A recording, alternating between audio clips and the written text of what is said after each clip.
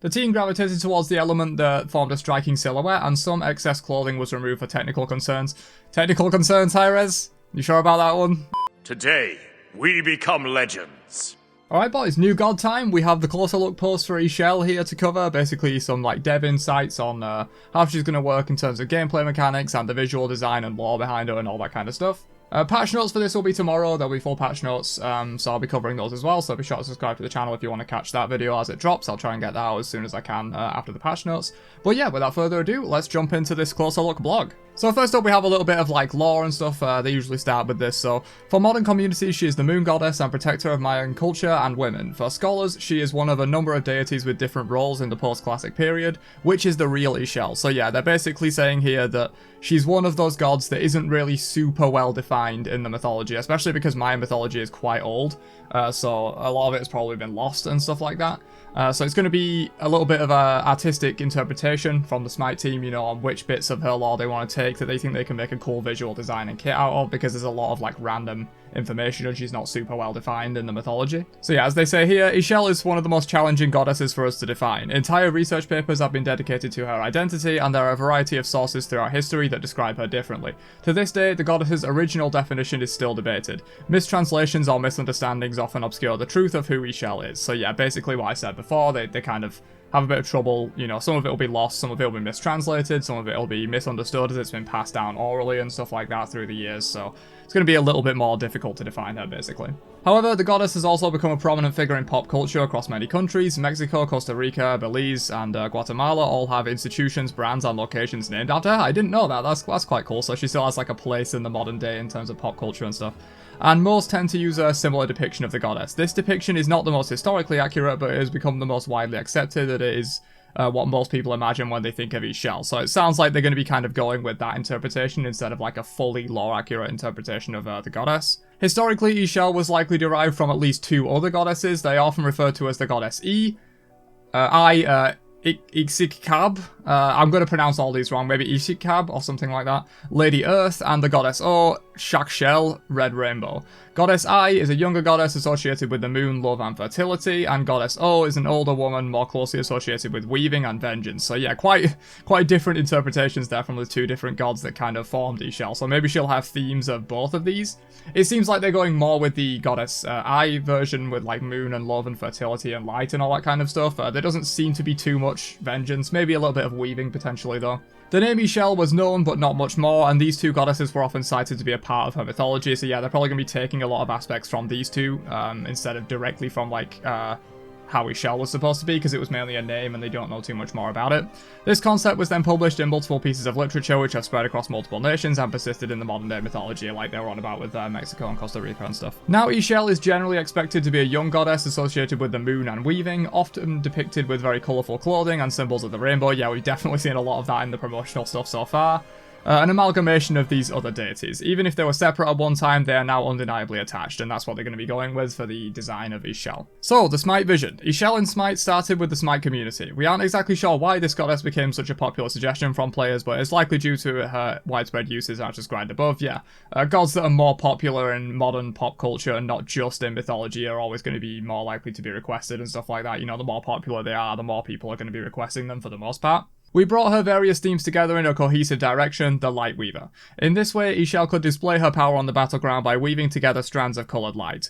Moonlight would have a different effect than rainbow light, interesting, and white light could be used throughout her kit as well. So we'll see a bit further down in the kit description that maybe these different themes, you know, rainbow light and moonlight and stuff, could be different aspects of her abilities. There's a little bit on that in the gameplay section later on.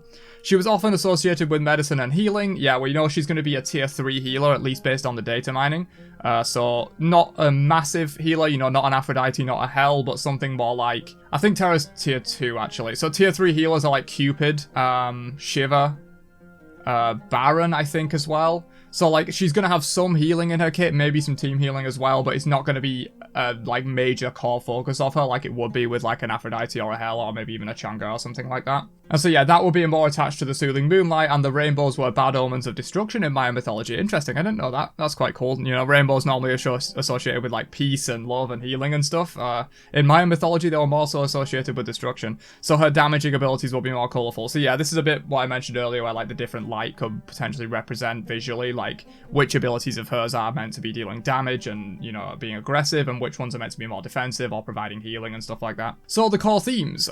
First theme, the Light Weaver, as we've discussed before. Ix Chel uses different types of light woven together to make up her abilities. We've seen already what looks like her ultimate. They posted a clip on Twitter. It's like she brings up a bunch of different like colours of the rainbow, and also I think a white light as well, and then like fires them forward. So assumably that will probably be her ultimate. It looks way too elaborate to be a regular ability, I think. Visuals, Mayan mysticism. Most of our gods and goddesses have deeper visual themes beyond their pantheons, but the Mayan pantheon has gone so long without an update that this was our primary goal. Yeah, it's been a long time since we had a Mayan god. Was it Camazotz? Last Mayan god? If I'm accurate with that, I think Camazotz was like season 3 or something, so it's been a long time, like 6 or 7 years since we've had a Mayan god, and they're all so cool, I feel like. So and she looks incredible. We'll get to that a little bit later on. Personality, all in. Ix Chel is confident, bold, and gives everything 110%. Is that going to be the scaling power on her ultimate? I'm digging into this.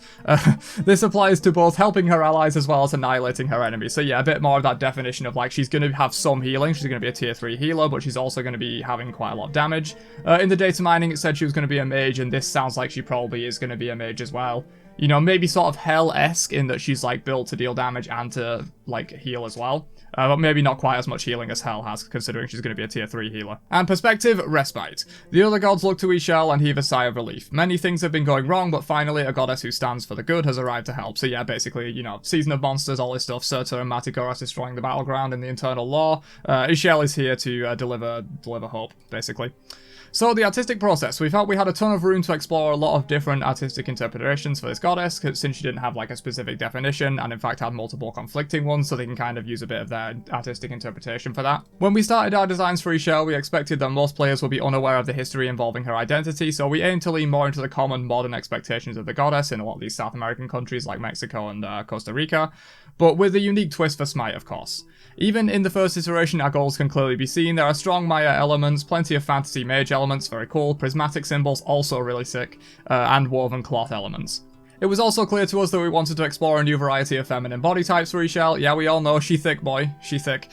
Historically and mythological beauty standards were definitely different from today's, yet are underrepresented in Smite. For Ix Chel, we aim to deliver the somewhat common goals of a goddess being young, expressive, and attractive, but through a new silhouette and a figure that we haven't yet seen in Smite. So yeah, some initial design interpretations here. Definitely looks quite a bit different to what she's going to be. B is definitely by far the closest to her like design they actually went with. Of these, I really like A and C with like the headdresses and stuff. That's really like Mayan. I kind of like that. The headdresses look really sick there. In terms of the staff though, E looks really sick. That's a really cool staff with like the banners and stuff. The initial results were absolutely loved by the dev team, and so we quickly started honing in on what specific configurations of her clothing would be and which accessories would fit her best. Layered cloth and long ribbons have a huge amount of animation constraints. Yeah, it's similar to hair in a lot of games, because it's really like flowing and it's kind of hard to animate that and requires a lot of power. And many decisions were made with that in mind. She was often described as having a snake headdress, so keeping that remained a high priority, and we designed it to be reminiscent of Smite's most famous Mayan snake and the leader of Ix Chel's pantheon. Her staff was a strict fusion of her two symbols, light and weaving, and so this weapon showcases a prism of multicolored light beams and a cloth banner below it. So yeah, a little bit more sort of refined now. You can see they kind of went more towards that like B for the most part, maybe a little bit of D, and there's a bit of colour on these as well. The team gravitated towards the element that formed a striking silhouette, and some excess clothing was removed for technical concerns. Technical concerns, Hi-Rez? You sure about that one? Mayan references were a huge inspiration for her face, hair, and clothing, and colour schemes. So yeah, down here they have like a full colour version of what sort of the final design is going to be, basically. We've already seen her in game, well not in game, we've already seen her in cinematics and stuff like that, so we already know what her visual design was going to end up like, but it's interesting to see the artistic process they go through for designing gods and stuff like that. And they have a bunch of stuff on the side here in terms of like the materials things are made of. There's some obsidian on the staff, banana leaf stuff, you know, very reminiscent of South American culture. Woven fabrics and stuff like that. So yeah, it's cool to see this kind of stuff. I enjoy it.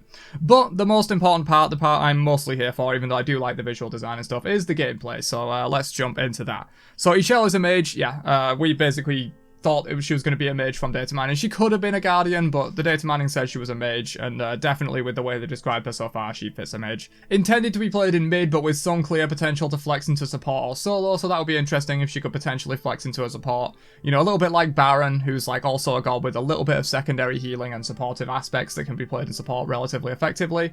And because she's a mage, she can make use of Lono's Mask, a very powerful item for mage supports, once you get it like ready in the late game. She has a variety of utility effects, a medium amount of team healing, so that sounds like maybe she might be a tier 2 healer. The data mining said tier 3, but usually tier 3 hourglass is a minor amount of team healing, not a medium amount. And low cooldowns to make these flex options possible, interesting, so maybe a bit of an ability spammer.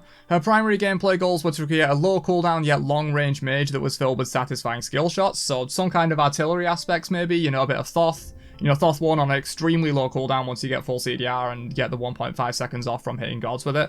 So maybe a little bit Thoth style, potentially, with her gameplay in terms of, like, poking with low cooldowns. Her abilities are designed to flow into one another smoothly and allow the Ix Chel player a variety of options of how to best unload her prismatic destruction onto the opponents. So, unique gameplay features. An ability that has a secondary combo ability that can only be fired on successfully hitting an enemy god with the first stage. So, effectively a 5th ability here. You know, you hit once and then you can use it again, basically.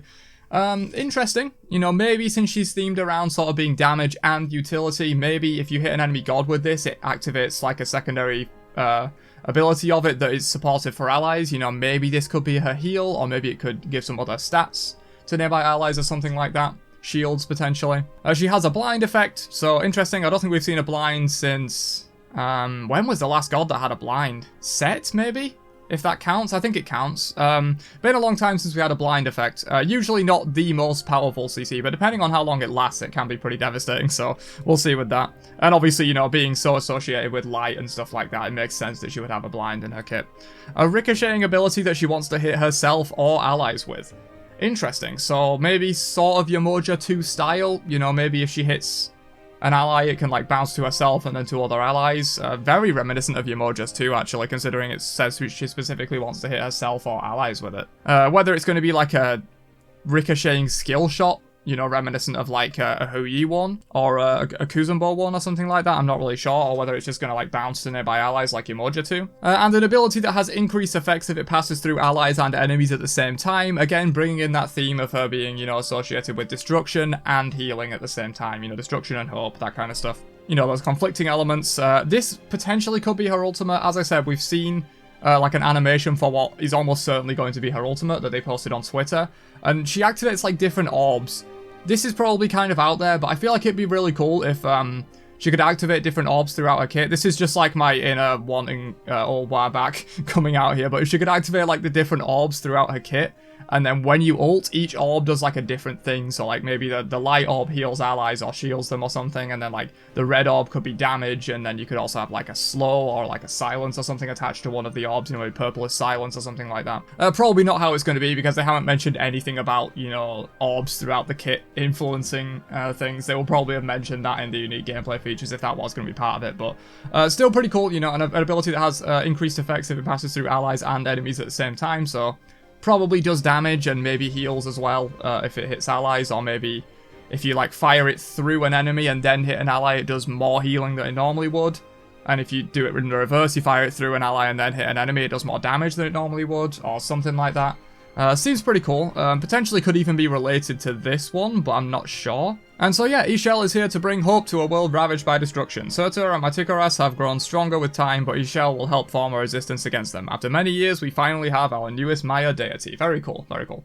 Been about 6 or 7 years coming, but she looks really cool. Visually, looks incredible, especially the cinematics and stuff. Very colourful, you know, very vibrant kind of god. And hopefully she won't be too toxic. You know, healers, especially if they have significant healing, can be pretty toxic. We're all seeing that right now with Aphrodite and Hell to a lesser extent, kind of dominating. But hopefully she can be pretty fun. And, you know, because it's a new god, she's going to be overpowered on release. That's like a 95% probability that she's going to be overpowered on release.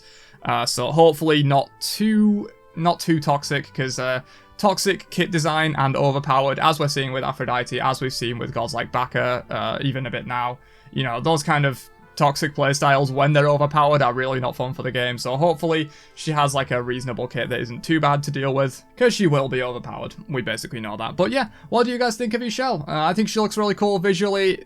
10 out of 10 to be honest, looks really good. Gameplay wise, we haven't seen fully yet, but it seems pretty cool. You know, this kind of like multi-focus on like damage and healing, and potentially, you know, passing through different enemies and allies, giving different effects and stuff like that. And yeah, the visuals of the ult look really cool as well, what I assume is going to be the ult anyway. And yeah, let me know your thoughts on Ix Chel down below, and I will catch you guys probably in the patch notes review tomorrow. So subscribe for that, and yeah, catch you guys in another one later on. Have a great day, and peace out, you nerds.